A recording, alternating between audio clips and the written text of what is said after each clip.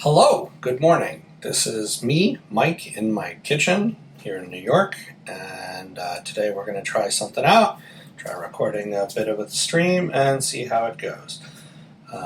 We're looking to bake a healthier Greek yogurt cheesecake. So I've got the recipe, I'll share it later on. It's by Fit Mitten Kitchen. And the premise here is that we're using ingredients that will reduce the overall calorie count and make it a little bit healthier, and thereby, not feel as guilty when eating it, but still taste good. If you're wondering about why this is moving this way, I'm being actively tracked by a gimbal, so my phone is mounted on top of a gimbal and it's moving around and tracking me, so hopefully it's not too distracting and smooth and nice. But to get started, the basic ingredients that we need for our crust, we've got some good old graham crackers, yum yum. We're going to pulse those up into dirt. And then we're going to add some butter, melt it in there, and then make that as the basis of our crust.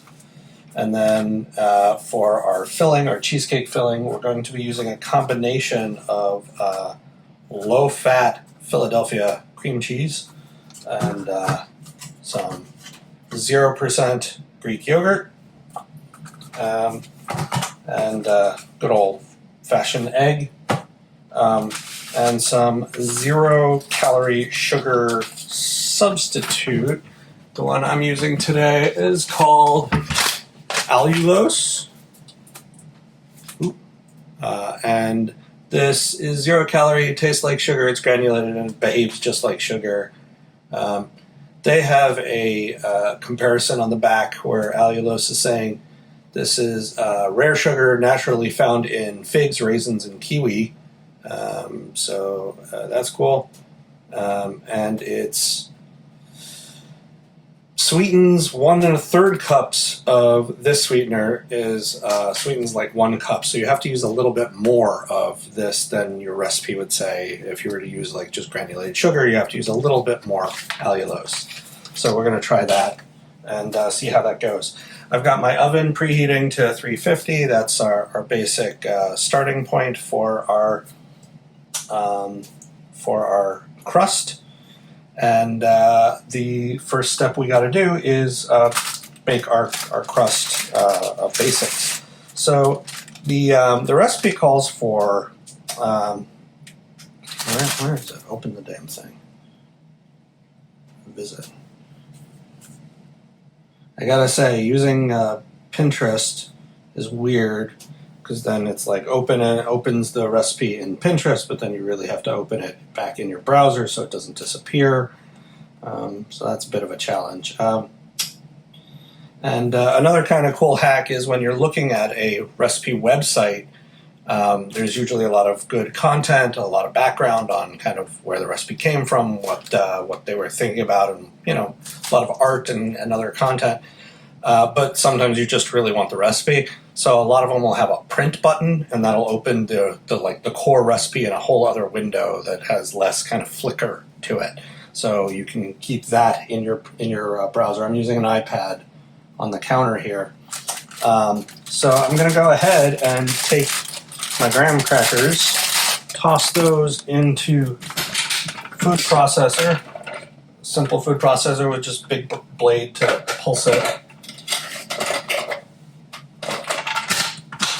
Plug that in. It's probably going to get a little noisy, so sorry about that. And as you can probably see, it's going from full crackers into dust. All right. So now that we've got that sorted out, it's very thin, crumbly. We need to kind of give it some structure, so we're going to take some softened butter and dump that straight in there and pulse it a little bit more until it's fully combined. Ooh. Gross. Butter.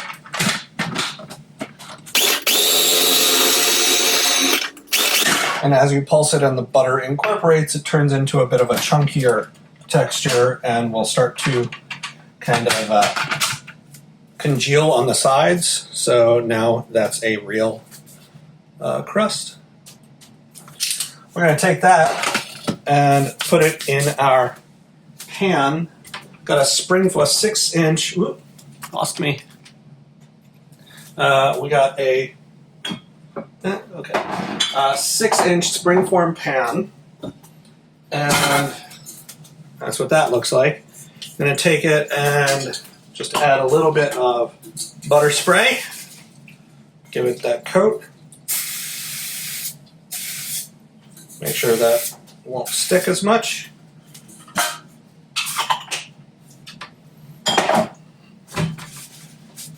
Cool. And now that we've got our pan, we can take the pan and don't need that either. By the way, this is the first time I'm doing this, so it's probably fraught with error. Yeah, okay, cool. Stay with me, computer. All right. So now we've got our pan. I want to grab. Oh, see, every time I turn away, it's like it loses me. Sorry. All right. I'm going to take our pan, drop our blade out. We're going to take our crust and put it into the bottom of the pan. Oh, some's on the floor now. We'll clean that up in a bit. And the important part is, like, you don't want too thick of a crust because that becomes a little kind of over much than what you actually wanted. And you kind of want to get it well distributed across the bottom of the pan, and you want to kind of mush it down a little bit so that way it's got kind of a dense texture to it.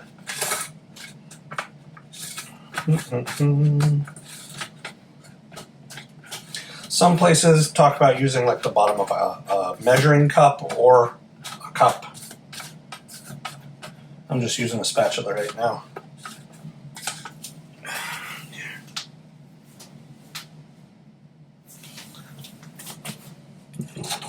Put that over there. Come on, there we go. All right. So, almost done. Where it's starting to look a lot like that, right? So it's pretty straightforward, not too hard. I'm going to take another kind of like bowl and roll it around a little bit just to even it out, add some density. Smooth it so that way that's what I've got as my foundation, because a good foundation will probably make a better total outcome. All right, now that that is pretty much done, we're going to throw that in the oven for about 7 or 8 minutes to bake. Yeah, it's a little uneven. I'm going to just smooth that out a little more. Bake for 7 to 8 minutes. That way we can have a nice base for our cake. All right, be right back. All right, so the oven just beeped, and that means that time has passed. Surprise. And if we grab our tin out of the oven, it's looking pretty good, but it just crumbled and fell off the bottom. So that failed. So me trying to show that to you was an epic failure. What can I do to fix it? Well, I can put it flat down and try and flatten it again. Probably means there was a little too much butter content and it's still very wet. It's It's probably going to be delicious anyhow, but I did use less butter than the recipe called for, so it's possible that I didn't use enough graham crackers, so the distribution was off, but it smells delicious. You can't smell it, but I can. So the other part I can do is just keep this flat. Let it cool. That's the other part. Oh, there goes the oven's notification again. If I keep it flat while it cools, it should solidify a little bit, and I have to do that anyhow. I do want to reduce the temperature to 325 for when we actually add the batter. But for now, we're going to let that sit and cool and go on to make the batter. So for the batter, as I said earlier, we're going to start with some cream cheese. Take that, stick that in the food processor. If you don't have a food processor, but you do have a stand-up mixer, that's probably easier, better, whatever have you. I don't have a stand-up mixer here. Not a whole lot of room in the New York City apartment kitchen. So you have to prioritize what you're going to use a lot. And I use a food processor more than I would use a stand-up mixer, so this is what we got. My neighbor downstairs has a stand-up mixer, but I'm not going to borrow it. Not now.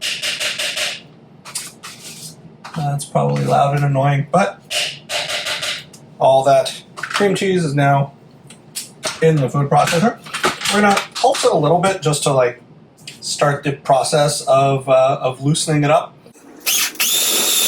Kind of making it the whipped cream cheese. But as anyone who's owned a food processor knows, that means it kind of gets stuck to the sides. So you kind of want to get in there with the spatula, move it around, take it off the sides a little bit. Just that way there's more room for the blade to work and hit the cream cheese a little more.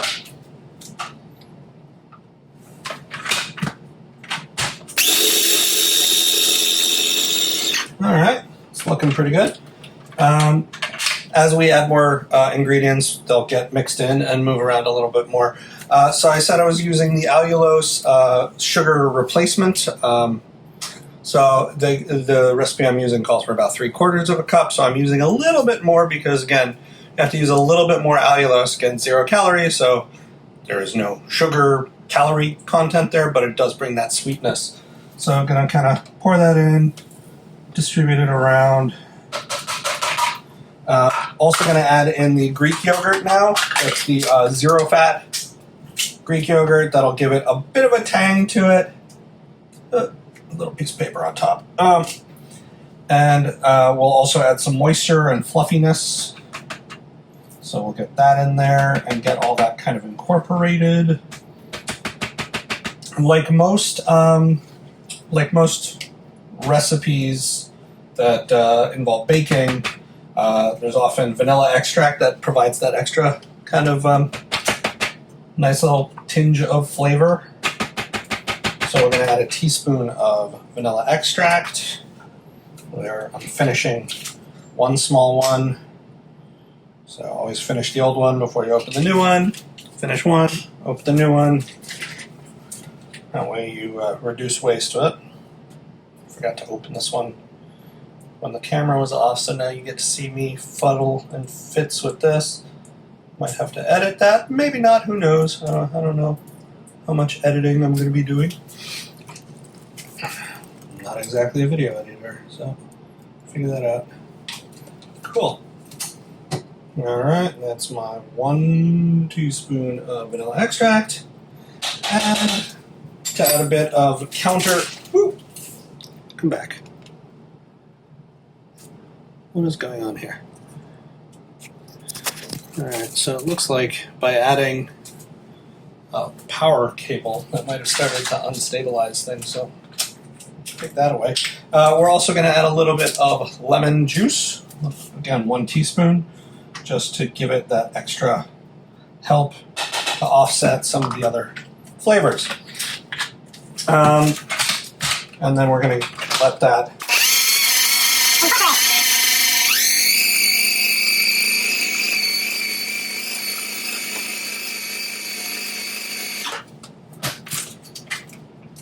That's looking really good. Remember, got to scrape down the sides of your food processor to get all of your ingredients kind of mixed in and delicious. There's one last ingredient we haven't added yet, which is the egg. We only want to do that at the end so that way we're not overbeating the egg in the mix.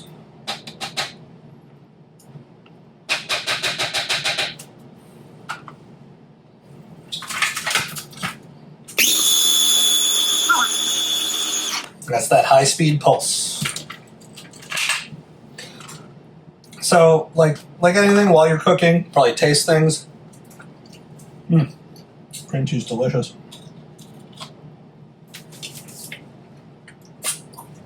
Don't reuse spoons unless you're the only people who are going to be eating something. So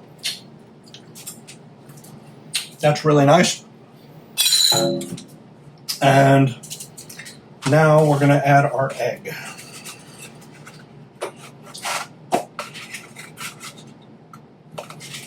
For some reason, my egg looks to be stuck in its carton. It's entirely possible it's already been cracked. What's going on here? No, just glue. All right. That's weird. Got glued in there. Get our egg. Don't get any eggshell in there. That's never fun for anybody eating a cake to suddenly get a mouthful of something very crunchy and inedible. Never the highlight of my day. Cool. And we're just gonna run that a little bit.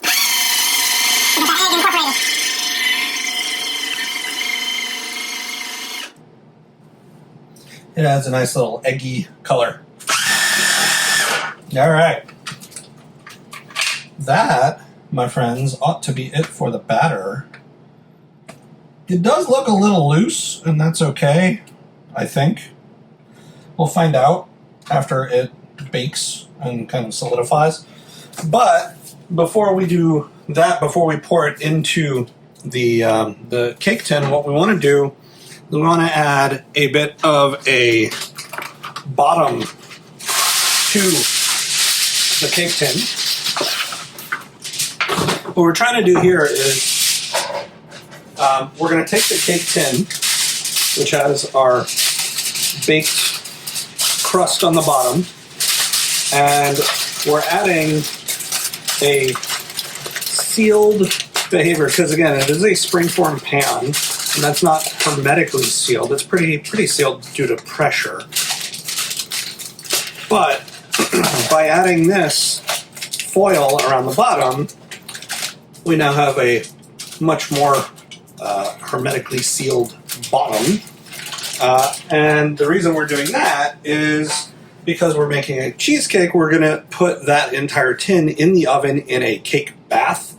And this is where we add about an inch of hot water to the bottom of the pan, put the cake tin in there, and put the whole thing into the oven as one unit for, I think, 30 minutes to an hour. But the goal here is that as the temperatures change between the ingredients and the cake, as it bakes, as it heats up, that bath diffuses and normalizes some of the temperature for the lower layers. So I'm not the exact scientist here about this, but I have a decent idea of how it probably works. But again, feel free to Google that and tell me I'm wrong, because I probably am. So we're going to pour our batter straight into the prepared tin. It's looking amazing. Da, da, da, da, da. Looking smooth. There's some air bubbles, and that's probably due to me mixing it a bit vigorously in the food processor. And bubbles are really good in Swiss cheese, but not necessarily a cheesecake, because that can kind of reduce some of the density and make it a little less structurally sound. So what we're going to do is just wait for some of those bubbles to like surface to the top before tossing it into the oven completely. Remember, batter is delicious. It's got all those ingredients in it, so make sure you get it with your spatula. There are likely, again, if you're using my food processor, some little bits that have kind of clumped together and just didn't get food processed. So those will be little pockets of like chunks of yum in your cheesecake. So that's always a good thing to have. Or you don't put them in there and you just lick the batter afterwards, because that's also delicious. Here we go.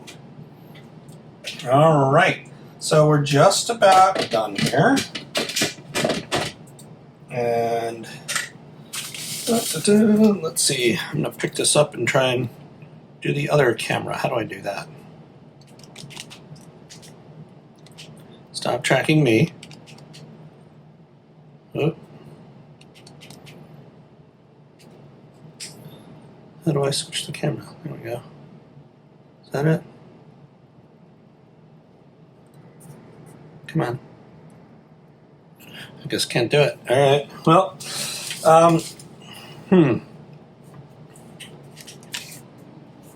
Yikes. There we go. Okay, so that's what it looks like right now. Those are the bubbles I was talking about. And now we're going to take this guy, stick him in the water bath for lost my recipe, damn it. For 40 to 45 minutes. Well, that was at a 10-inch, so we're going to go for 30 minutes until the middle has set. And then we're going to let it cool in the hot oven. So, into our water bath and into the oven.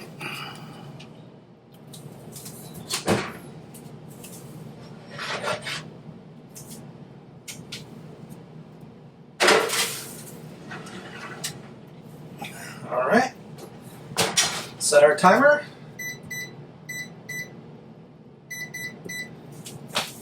And we'll be back in 30.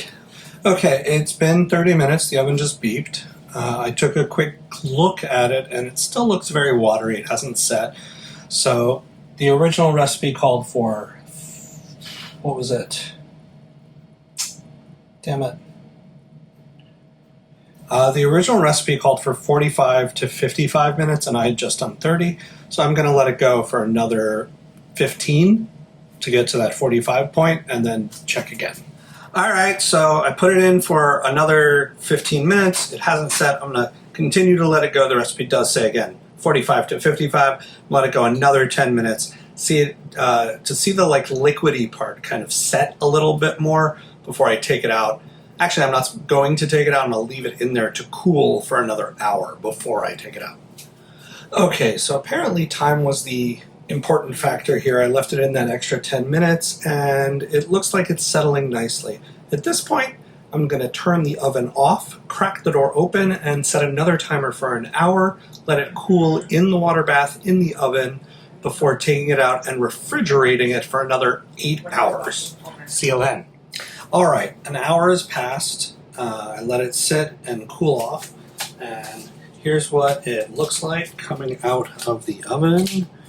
Got this really nice kind of look to it. Again, if you move it a little bit, it jiggles, got a little bit of consistency, and now we're going to take it and refrigerate it for 8 hours. So it's cooled off a little bit. Taking it, we're going to cover it with some just plain saran wrap or cling wrap, whatever you use, and just let it sit and chill. And then after 8 hours, you can eat it. And maybe I'll have the video then and we can see what it looks like. All right, through the magic of video editing, a lot of time has passed. The cake is now cooled. I'm going to take it out of the fridge and cut it and give it a taste. All right, so this is our foil wrapped bottom, and then saran wrap top, cling wrap top. It looks really good, right? It's right there. It's nice and cold. I'm going to put it down here on the spring form. I'm going to take the camera and angle it down so you can see what I'm doing. Hopefully the butter will have allowed this to separate from the tin, and the spring form comes right off, and it looks like it did. That is beautiful. And wow, that looks really good. It's about 1.5 inches thick, which is just fine. I probably could have added more cream cheese and more Greek yogurt to make it taller, but I don't think that's necessary. And we're going to cut right down the center. Whoa. Wow, look at that. That looks pretty good. And then they recommended 6 pieces for this, so I'm going to do my best estimate of a angle here. All right. And now the tricky part is get it off of the base and onto a plate, which that's a little trickier, a little easier said than done. And it looks like I left a significant amount on the plate, so that's something I've got to work on. So, and let's just try and get one more slice off of this base here. I might not have baked the base long enough before I put the whole thing in, so for next time. And apparently I can't get mushy cake off of a serving thing. But for now, we're just going to take this and taste it. Alyssa, we've got cake. Hello. Here you go. Beautiful cake.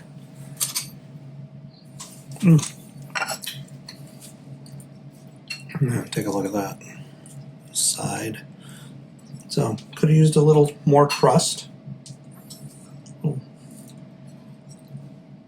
The middle's a little soft. Yeah. So, that's that. It's very tasty. Mm-hmm. It's not as kind of the white color that you would see in like a commercial cheesecake. It's got a bit of a creamier color, but delicious. Really good. Really good. All right. Thanks for watching.